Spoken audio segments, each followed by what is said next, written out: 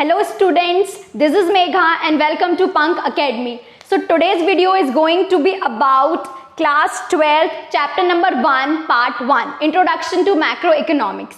तो आज से हमने अपना मैक्रो इकोनॉमिक्स क्लास 12 के स्टूडेंट्स के लिए स्टार्ट कर दिया है और ये पार्ट 1 है हमारे पहले चैप्टर का। तो चलिए वीडियो को स्टार्ट करते हैं। तो सबसे पहले हमारा चैप्टर है बेसिक्स चैप्टर है। तो सबसे पहले हम हर एक चीज़ की डेफिनेशन जानते हैं कि मैक्रो इकोनॉमिक्स क्या होता है, मैक्रो इकोनॉमिक्स का इंपॉर्टेंस क्या होता है, मैक्रो इकोनॉमिक्स के इंपॉर्टेंट टर्म्स क्या होते हैं। ये चैप्टर नंबर 1 है, थोड़ा सा लेंदी है लेकिन ये टर्म्स जानना बहुत ज़रूरी है पूरी बुक पढ़ने से पहले। तो मैंने जो टर्म्स हैं वो बहुत ही ईजी लैंग्वेज में एक्सप्लेन करे हैं। आप नोट्स भी साथ साथ बनाते जाएं, अपने कॉपी और पेन निकाल लें या फिर आप इसका स्क्रीनशॉट भी साथ में ले सकते हैं।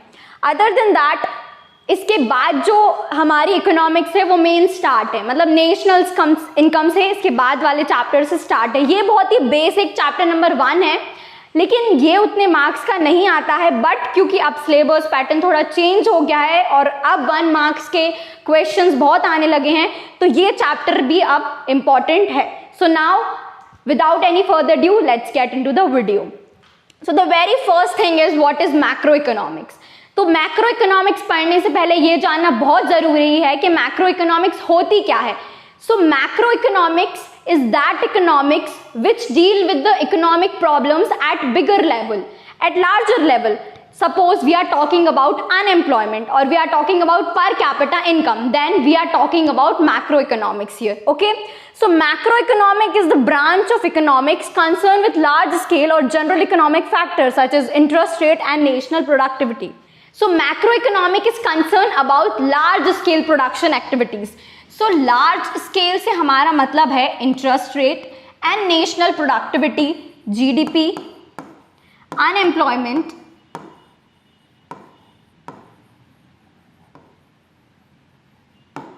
तो ये सारी चीजें किसी एक इंडिविजुअल की प्रॉब्लम नहीं है, ये प्रॉब्लम है सारे नेशन की, इसलिए हम इसको मैक्रो इकोनॉमिक्स के अंदर पढ़ते हैं। ओके, क्लियर है कि मैक्रो इकोनॉमिक्स क्या होता है। Macro economics is that branch of economics जहां पे we study about economic problems at greater level और we study about economy as a whole.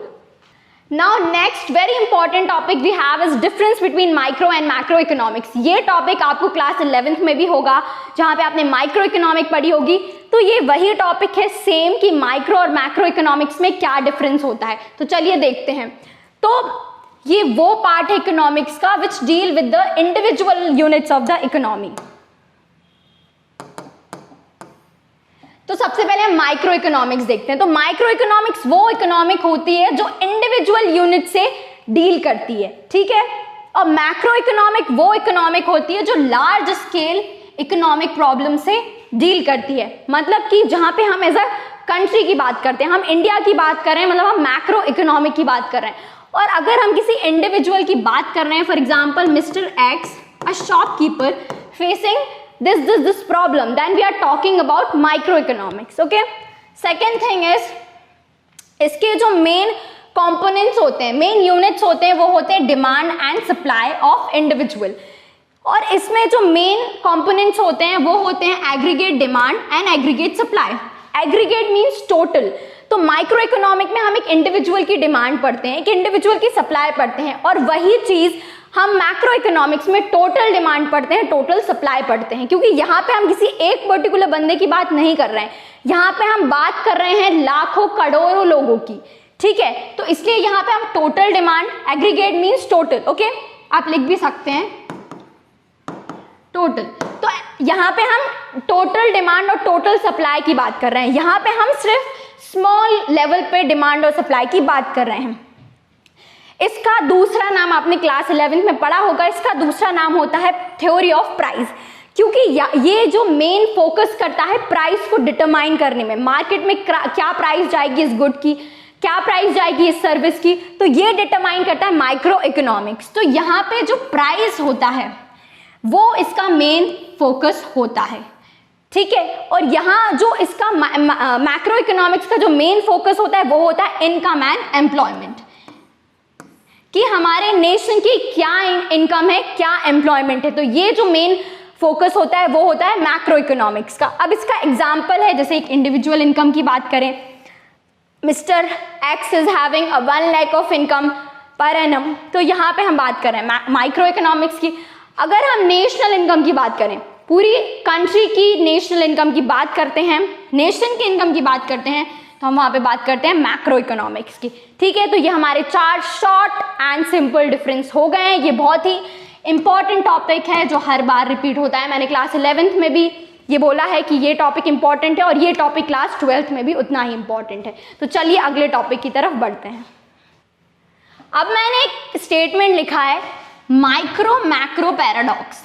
Micro macro paradox क्या होता है? माइक्रो मैक्रो पैराडॉक्स बोलता है कि what is logical eight micro level doesn't make sense at macro level. मतलब जो चीज माइक्रो लेवल पे लॉजिकल है वो चीज मैक्रो लेवल पे लॉजिकल नहीं है, एंड वाइस वर्सा। और जो चीज मैक्रो लेवल पे लॉजिकल है वो माइक्रो लेवल पे नहीं है। कैसे? हम एक एग्जांपल देखते हैं। हम सेविंग्स की बात करते हैं। सेविंग माइक्रो लेवल पे, एक इंडिविजुअल लेवल पे बहुत अच्छा है, ठीक है, आप सेव कर रहे हैं, आपकी फ्यूचर प्रॉस्पेरिटी बढ़ेगी, आपको कोई फ्यूचर में दिक्कत नहीं होगी, कुछ अनसर्टेनिटी भी नहीं होगी, तो ये चीज आपकी माइक्रो लेवल पे, इंडिविजुअल लेवल पे बहुत सही है। लेकिन अगर हम वही बात करें मैक्रो लेवल पे कि हर एक इंसान सेव करना स्टार्ट कर दे इकोनॉमी में और सिर्फ सेविंग्स ही चल रही है हमारी इकोनॉमी में, तो क्या होगा? एक्सपेंडिचर जीरो हो जाएगा। एक्सपेंडिचर जीरो होगा तो इन्वेस्टमेंट जीरो होगी, इन्वेस्टमेंट जीरो होगी तो इनकम जीरो हो जाएगी और इससे हमारी इकोनॉमी डिप्रेशन में आ जाएगी। We will face economic recession. ठीक है, और वहीं अगर हम एक इंडिविजुअल सेविंग की बात करें तो वो अच्छी है ना, लेकिन वही बात है कि जो माइक्रो में लॉजिकल है वो चीज मैक्रो पे लॉजिक नहीं रखती है, और जो मैक्रो पे लॉजिक रखती है वो जरूरी नहीं है कि माइक्रो पे लॉजिक रखे। तो एक आपको क्वेश्चन भी आ सकता है कि माइक्रो लेवल पे सेविंग वाइस है या वर्स है, तो आपको दोनों लेवल पे उसको एक्सप्लेन करना पड़ेगा कि माइक्रो लेवल पे सेविंग बेनिफिशियल है और मैक्रो लेवल पे बेनिफिशियल नहीं है, और क्यों नहीं है वो आपको पूरा एक्सप्लेन करना पड़ेगा। मैं बताती हूँ कि अगर सेविंग्स की ही बात करें, अगर हम सेविंग की ही बात करें और हम मैक्रो लेवल पे सेविंग की बात करें, चलिए माइक्रो लेवल पे तो it's good, it add to your future prosperity, but if you talk about at macro level, if you are going to save and everybody is going to save, then what will happen? अगर सब save करेंगे तो हमारा expenditure down हो जाएगा। ठीक है, और मैक्रो इकोनॉमिक्स बोलता है कि expenditure of one person is the income of another. एक इंसान का खर्च दूसरे इंसान की इनकम है। अब खुद सोचिए, आपने मान लो आप किसी शॉप पे गए, आपने केक खरीदा, वो केक खरीदा आपका एक्सपेंस है, लेकिन उस केक वाले का वो इनकम है, और ऐसे ही वो मनी ट्रांसफर होगी पूरी इकोनॉमी में, किसी एक का वो एक्सपेंस बनेगी और दूसरे की वो इनकम बनेगी। ठीक है, तो सेविंग, हमारी सारी इकोनॉमी सेविंग करेगी, जिससे एक्सपेंडिचर गिर जाएगा। एक्सपेंडिचर गिर जाएगा तो उससे क्या होगा? इन्वेस्टमेंट गिर जाएगा। इन्वेस्टमेंट गिर जाएगा जिससे हमारी इनकम भी गिर जाएगी, और इनकम गिर जाएगी तो हमारी economy will slip into depression, will slip into depression. ठीक है, तो ये देख सकते हैं कि सेविंग माइक्रो लेवल पे बेनिफिशियल है, but at the macro level it is in beneficial. Okay, now let's study the significance of macro economics. Macro economics की इंपॉर्टेंस क्या है? पहला इंपॉर्टेंस है कि मैक्रो इकोनॉमिक्स हमें हेल्प करता है हमारे कॉम्प्लिकेटेड इकोनॉमिक सिस्टम को स्टडी करने के लिए। It help us understand the functioning of a complicated modern economic system, and other than that ये हमको एक्सप्लेन करता है कि कैसे एक economy as a whole function करती है, how the economy as a whole function and how the level of national income and employment is determined on the basis of aggregate demand and aggregate supply. और second point है कि जो macro economics है वो हमें बताती है कि कैसे हमारी economy as a whole function करती है on the level of national income and employment, and how we determine these on the basis of total demand and total supply, aggregate demand and aggregate supply. Okay, चलिए अब हमारे जो basic terms है macro economics के वो यहाँ से start हैं, तो स्टार्ट करते हैं हम। सबसे पहले कंजम्पशन गुड और कंज्यूमर गुड। तो कंजम्पशन गुड और कंज्यूमर वो गुड्स होते हैं जो हमारी नीड्स को डायरेक्टली सेटिस्फाई करते हैं। फॉर एग्जाम्पल आइसक्रीम, ठीक है, आइसक्रीम हमने खाया, हमको डायरेक्ट सेटिस्फेक्शन मिला। कोई फ्यूचर में तो है नहीं कि हमने आज आइसक्रीम खाया और हमें 10 साल बाद सेटिस्फेक्शन मिलेगा, नहीं। तो कंज्यूमर गुड्स वो गुड्स होते हैं जो हमारी वांट्स को, हमारी नीड्स को डायरेक्टली सेटिस्फाई करते हैं, ठीक है। कंजम्पशन गुड्स और कंज्यूमर गुड्स 4 टाइप के होते हैं। These are classified into 4 types. These are of 4 types.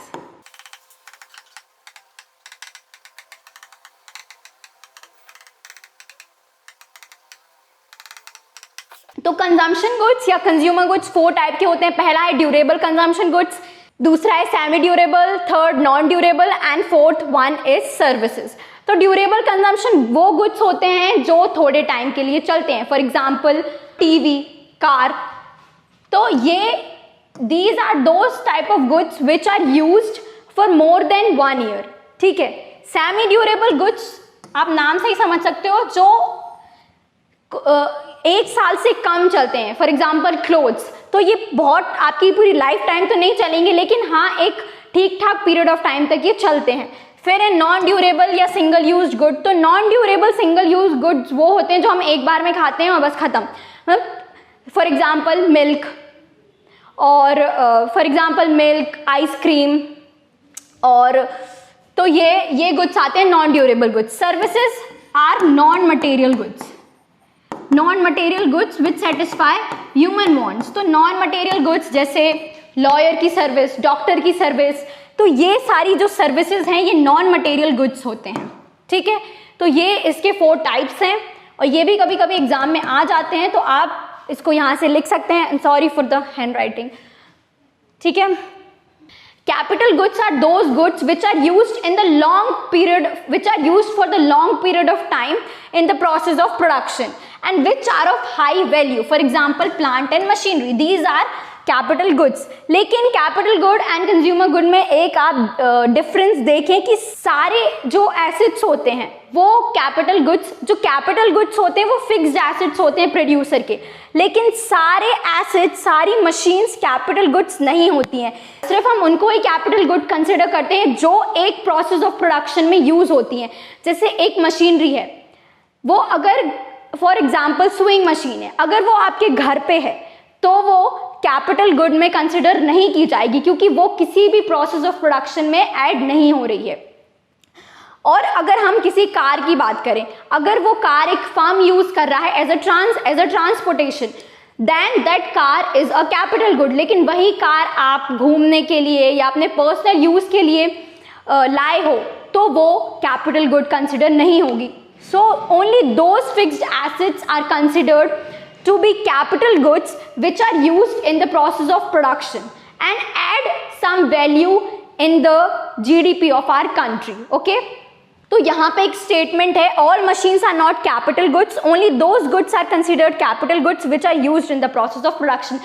सिर्फ उन्हीं goods को हम कैपिटल गुड्स कंसिडर करते हैं जो प्रोसेस ऑफ प्रोडक्शन में यूज होते हैं। अगर आप घर पे अपने पर्सनल यूज के लिए वही गुड्स यूज करोगे तो वो कैपिटल गुड में नहीं आएंगे। Now let's see the difference between consumption good and capital good. तो कंजम्पशन गुड हमारे लिए हमें डायरेक्ट सेटिस्फेक्शन देते हैं। Consumer goods lead to direct satisfaction of human wants. वहीं अगर हम कैपिटल गुड की बात करें तो कैपिटल गुड एक प्रोसेस ऑफ प्रोडक्शन में यूज होते हैं, वो आपको डायरेक्ट सेटिस्फेक्शन प्रोवाइड नहीं करते हैं, लेकिन ओवर द ईयर आपको बहुत प्रॉफिट देते हैं। Capital goods do not lead to direct satisfaction of human wants. For example, you bought a machinery and put it in the business, then over the period of time it is going to give you some profit and it will add some value to your business. But capital good do not provide you just instant satisfaction like consumer goods. The other difference is expenditure on consumption good is called consumption expenditure.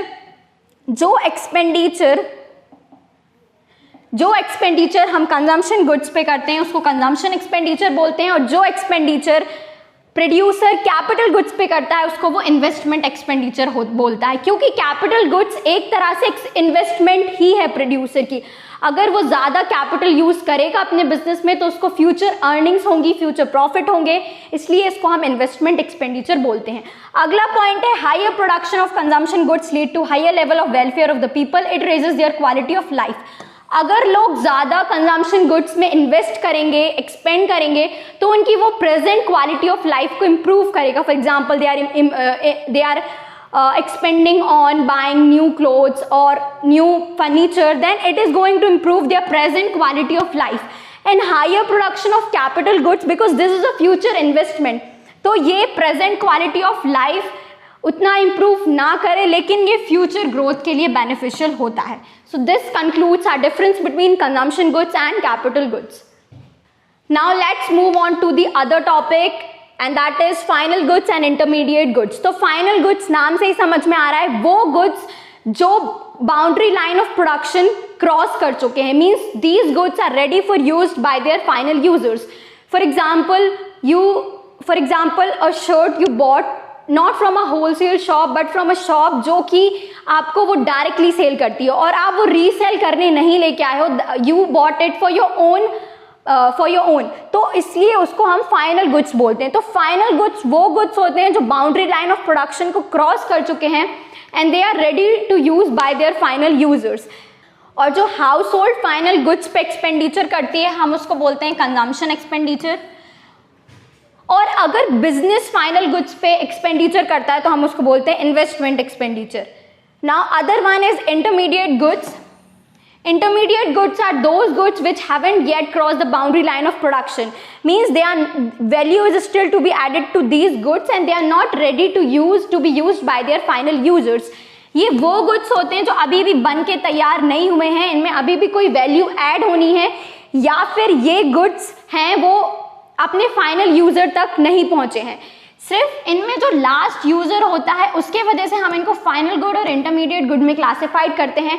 अगर जो good इस यहाँ पे किसी ने खरीदा और उसको वो यूज करेगा बस अब डायरेक्ट कंजम्पशन के लिए, वो किसी भी प्रोसेस ऑफ प्रोडक्शन में नहीं जाने वाला है, तो वो फाइनल गुड है। और इंटरमीडिएट गुड वो गुड होते हैं जो अभी भी उनके फाइनल यूजर तक नहीं पहुंचे हैं, अभी भी उसमें कोई वैल्यू ऐड होनी है या वो अभी भी कहीं ना कहीं प्रोसेस ऑफ प्रोडक्शन में लगे ही हुए हैं, इसलिए वो इंटरमीडिएट गुड्स होते हैं। ठीक है, for example you bought a piece of cloth, cotton cloth, and you directly use it for something, so that cotton cloth is a final good, but somebody bought it for just sewing their clothes और कुछ वो उसका use करेंगे और फिर उसको market में sold करेंगे, तो वो अभी भी इंटरमीडिएट गुड था उस इंसान के लिए जो उसको रीसेल करेगा बना के।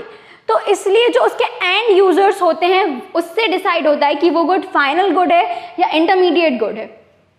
Concept and component of consumption expenditure. अब कंजम्पशन हमारी इकोनॉमी में कौन करता है? सबसे पहले household, government, non profit private institutions like NGO, temples, mosque, gurdwara and others. तो ये सारे कंपोनेंट्स होते हैं हमारी इकोनॉमिक, तो ये सारे कंपोनेंट्स होते हैं जो कि कंजम्पशन करते हैं हमारी इकोनॉमी में। सबसे पहले तो हाउस होल्ड करता है, गवर्नमेंट सेक्टर करता है, एनजीओज करते हैं, तो ये सारे हमारे कंजम्पशन यूनिट्स होते हैं जो कंजम्पशन पे खर्च करते हैं हमारी इकोनॉमी में। अब हम देखते हैं इन्वेस्टमेंट क्या होता है। तो investment is a process of capital formation और a process that increase the stock of capital. Investment वो प्रोसेस होती है जो हमारे स्टॉक को, कैपिटल स्टॉक को इंक्रीज करती है। So investment is the act of putting money in a business. So when you put your money in a business and that increase your stock during the year, that is considered to be your investment. Okay, so investment has two components, that is fixed investment and inventory investment. Fixed investment वो investment होती है जो एक business नए assets पे खर्च करता है। Expenditure made on new assets is called fixed investment. So fixed investment refers to increase in the stock of fixed assets of the producer during an accounting year. Means new fixed assets में जो एक business invest करता है उसको हम बोलते हैं fixed investment. और इन्वेंट्री इन्वेस्टमेंट वो इन्वेस्टमेंट होती है, is the difference between the amount of output produced and the amount of output sold. का जो डिफरेंस होता है वो होता है inventory investment. It is the change in the inventory stock during an accounting year. For example 100 goods has been produce and 50 has been sold, then the inventory investment will be 50. Okay, so the amount of goods produced minus the amount of goods sold is referred to as inventory investment, and fixed investment is that investment which a producer made on the purchase of new fixed assets. That refers to as fixed investment. Understand the difference between gross investment and net investment. अब हमारे पास दो terms हैं यहाँ पे, एक gross investment, एक net investment. तो gross investment भी एक इन्वेस्टमेंट है, एक खर्च है, एक्सपेंडिचर है बिजनेस का, और नेट इन्वेस्टमेंट भी एक खर्च है, एक तरह का एक्सपेंडिचर है बिजनेस का.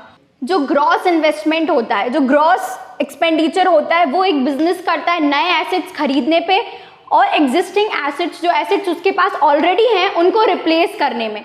तो ये जो एक्सपेंडिचर होता है इसको हम बोलते हैं ग्रॉस इन्वेस्टमेंट. और नेट इन्वेस्टमेंट वो एक्सपेंडिचर होता है एक बिजनेस का जो कि वो सिर्फ नए एसेट्स को खरीदने में ही करता है. ठीक है, जैसे मान लीजिए यहाँ पे उसके पास एक ओल्ड मशीनरी थी, उसको उसने रिप्लेस कर दिया न्यू मशीनरी से, तो ये उसका ग्रॉस इन्वेस्टमेंट आएगा. और उसने सिर्फ जो नए एसेट्स खरीदे हैं उसका पूरा सम टोटल किया, तो वो उसका बन गया नेट इन्वेस्टमेंट. ठीक है, तो सेकंड है इसमें जो रिप्लेसमेंट इन्वेस्टमेंट है, मतलब जो रिप्लेसमेंट का खर्च है वो आता है, ऑब्वियसली आता है, क्योंकि यहाँ पे हम पुराने एसेट्स को रिप्लेस कर रहे हैं. तो जब हम पुराने एसेट्स को रिप्लेस करेंगे तो हम एक फंड बना के रखते हैं, रिप्लेसमेंट फंड, तो वो पार्ट है ग्रॉस का. और ये फिक्स्ड एसेट्स का डेप्रिसिएशन भी इसमें इंक्लूड है. Depreciation is a loss on the value of fixed assets. तो जो फिक्स्ड एसेट्स हैं उनकी वैल्यू जब गिरती है तो हम उसको डेप्रिसिएशन बोलते हैं. और जब किसी एसेट की वैल्यू गिरेगी तभी हम उसको रिप्लेस करेंगे, जब वो खराब हो जाएगी, ऑब्सोलेट हो जाएगी, तभी हम उसको रिप्लेस करेंगे. तो जब हम उसको रिप्लेस करेंगे उसके लिए हमें फंड की नीड होगी, उस फंड को हम रिप्लेसमेंट इन्वेस्टमेंट बोलते हैं. और क्योंकि ये सिर्फ नए गुड्स, नए एसेट्स को ही खरीदता है, इसलिए इसमें इन्वेस्टमेंट, रिप्लेसमेंट इन्वेस्टमेंट नहीं आता है. ठीक है, ये कैपिटल स्टॉक में कोई भी नेट इंक्रीज रिफ्लेक्ट नहीं करता है, क्योंकि जो पुराने एसेट्स हैं उनको हमने रिप्लेस कर दिया, तो कोई भी नेट इंक्रीजमेंट नहीं हुआ. और यहाँ पे हमने सिर्फ नए एसेट्स ही खरीदे, नए, तो इसलिए यहाँ पे जो हमारा एग्जिस्टिंग कैपिटल है उसमें इंक्रीजमेंट आएगा. ठीक है, अब हम देखते हैं डेप्रिसिएशन क्या होता है. डेप्रिसिएशन बहुत ही इंपॉर्टेंट एक कॉन्सेप्ट है इकोनॉमिक्स का एंड अकाउंटेंसी का भी. तो आपने क्लास 11 में डेप्रिसिएशन पढ़ा ही होगा, अगर नहीं पढ़ा है तो हम देखते हैं डेप्रिसिएशन क्या होता है. डेप्रिसिएशन वो वैल्यू होती है जो हमारे एसेट्स होते हैं उनकी जो वैल्यू में गिरावट आती है, वो ही डेप्रिसिएशन होता है. अब वो गिरावट नई टेक्नोलॉजी आने की वजह से हुई हो, या फिर over the period of time वो इतना यूज हुआ कि हो गई, या टेक्नोलॉजी चेंज, या फिर और भी कुछ रीजंस होते हैं, तो उनके वजह से जो उस फिक्स्ड एसेट्स में डिक्रीजमेंट हुआ, loss of value of fixed assets over the period of time is referred to as depreciation. Normal wear and tear कोई भी रीजन हो सकता है, किसी भी एक्सीडेंट की वजह से उसकी वैल्यू में लॉस आया, या फिर किसी भी रीजन के वजह से, किसी भी एक्सपेक्टेड रीजन की वजह से उसमें अगर लॉस आया है तो उसको हम डेप्रिसिएशन बोलते हैं. तो डेप्रिसिएशन का मतलब ही होता है loss of value of fixed assets. जो हमारे फिक्स्ड एसेट्स होते हैं, यहाँ पे आपको कार बनी दिख रही होगी, ये खराब हो गई है तो इस पर डेप्रिसिएशन लग गया है. अगर इसी की जगह आपको एक ब्रांड न्यू कार दिखेगी तो उस पर डेप्रिसिएशन अभी नहीं लगा है, क्योंकि उसकी मार्केट वैल्यू अभी सही है, लेकिन इसकी मार्केट वैल्यू बहुत ही कम हो गई है और ये खराब हो गई, इसलिए इसको हम बोलेंगे कि इसमें डेप्रिसिएशन बहुत ज़्यादा लग चुका है. ठीक है, अब डेप्रिसिएशन है, अगर डेप्रिसिएशन लगेगा तो उसका बिजनेस को एक कोई सॉल्यूशन बना के भी रखना पड़ेगा, जिस सॉल्यूशन को हम बोलते हैं डेप्रिसिएशन रिजर्व फंड. क्योंकि ये नॉर्मल सी बात है, कोई भी मशीनरी प्लांट अगर over the period of time use होगा तो वो अपनी वैल्यू लूज करेगा, इसीलिए उसको रिप्लेस करने के लिए या उसको ठीक करवाने के लिए एक डेप्रिसिएशन फंड बिजनेस मेंटेन करता है, प्रोड्यूसर मेंटेन करता है, जो वो अपने डेप्रिसिएशन से कोप करने में उसकी मदद करता है. जो फंड, उस फंड को हम बोलते हैं depreciation reserve fund. Okay, so depreciation reserve fund refers to that fund which the producer keep on replacement investment. वो अपने पुराने एसेट्स पुराने या खराब डेप्रिशिएटेड एसेट्स को रिप्लेस करने में जो फंड यूज करता है उसको हम बोलते हैं डेप्रिसिएशन रिजर्व फंड। तो अब हम देखते हैं एक्सपेक्टेड ऑब्सोलेंस और अनएक्सपेक्टेड ऑब्सोलेंस क्या होता है। तो सबसे पहले ऑब्सोलेंस मतलब होता है वेस्ट, ठीक है, जो चीज खराब हो गई है वो ऑब्सोलेंट हम उसको बोलते हैं, ऑब्सोलेंस, ठीक है, या आउटडेटेड हो गई है या it is no longer useful, waste हो गई है, तो वो ऑब्सोलेंस होता है। अब ऑब्सोलेंस भी दो टाइप के होते हैं, कि एक्सपेक्टेड होते हैं, एक अनएक्सपेक्टेड होते हैं। तो एक्सपेक्टेड होते हैं मतलब हमने एक्सपेक्ट किया था कि हाँ यार ये तो खराब होना ही है, जैसे कोई आप मशीनरी लाए, वो एक टाइम तक चलेगा, फिर उसके बाद वो खराब होना स्टार्ट हो जाएगा क्योंकि उस पर डेप्रिसिएशन लगता है, ठीक है। तो बिजनेस को एक्सपेक्टेड था कि हर साल हम मशीन लाते हैं, 5 से 10 साल चलती है और वो खराब हो जाती है, तो ये एक्सपेक्टेड था, लेकिन वो मशीन यूज ही नहीं हुई और वो खराब हो गई। कैसे खराब हो गई? या तो अर्थक्वेक आ गया, फ्लड आ गया, तो उसके वजह से वो खराब हो गई। तो ये उसने एक्सपेक्ट नहीं किया था, ये तो अचानक हुआ। जैसे कि आप कोरोना का एग्जाम्पल ले सकते हैं, इसके वजह से बहुत सारे लोगों को लॉस हुआ, तो वो अनएक्सपेक्टेड था, किसी ने भी एक्सपेक्ट नहीं किया था इतना बड़ा पैंडेमिक, ठीक है।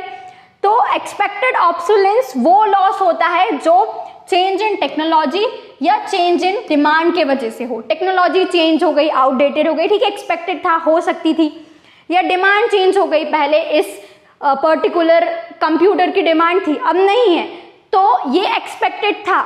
ये एक्सपेक्टेड होती हैं चीजें बिजनेस में, लेकिन अगर वहीं वो लॉस होता है फिक्स्ड एसेट्स पे नेचुरल कैलेमिटी के वजह से या इकोनॉमिक रेसेशन की वजह से, तो ये अनएक्सपेक्टेड है, ये अचानक से चीजें होती हैं, इसके लिए कोई ऐसे एक्सपेक्ट नहीं करता है कि इतना बड़ा कुछ उनको फेस करना पड़ेगा, तो ये अनएक्सपेक्टेड ऑब्सोलेंस का पार्ट होता है। फिर क्योंकि ये एक्सपेक्टेड होता है तो ये डेप्रिसिएशन का पार्ट होता है, क्योंकि ऑब्वियसली अगर कोई टेक्नोलॉजी यूज हुई है over the period of time तो वो खराब होगी, तो वो पार्ट होता है डेप्रिसिएशन का। और ये पार्ट होता है कैपिटल लॉस का, क्योंकि यहाँ पे वो यूज नहीं हुई और वो खराब हो गई, तो वो लॉस हुआ है, और कैपिटल लॉस हुआ है क्योंकि फिक्स्ड एसेट्स था तो कैपिटल है, और खराब हुई एकदम से ही लॉस हो गया तो लॉस।